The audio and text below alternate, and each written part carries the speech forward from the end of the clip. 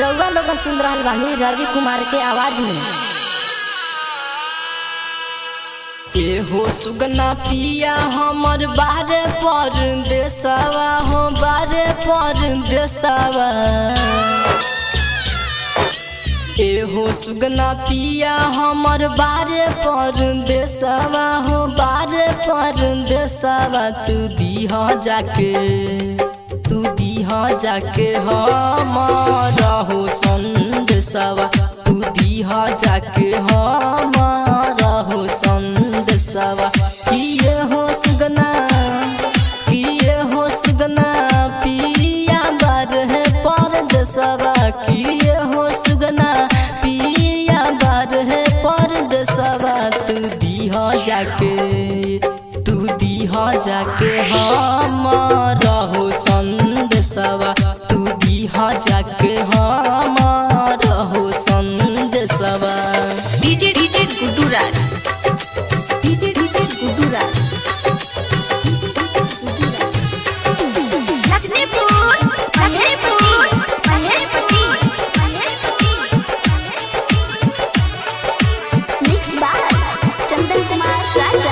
याद न करस कबो गइले भुलाई। सुगना हो कवना कसूर। आवस न घरे कबो रहेल बहारा। सुगना हो बहुत दूर। कि तू अकेला हमारा हो कर जावा।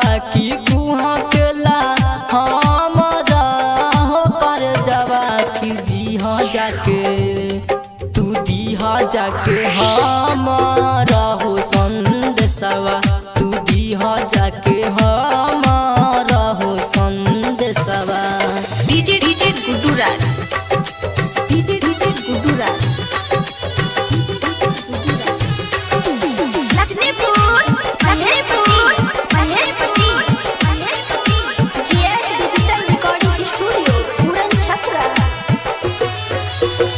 कवना गलतिया से रूसल बारे। सुगना हो पिया जी हमार। कहियाल आई है पूछी है सुगना राजा जी रवि कुमार। कि भइल हमर पगली के भेसवा। कि भइल हमर पगली के भेसवा। तू दीहा जाके हमारा हो संदेशवा। तू दीहा जाके हमारा हो संदेशवा। GF डिजिटल रिकॉर्डिंग स्टूडियो पूरन छपरा।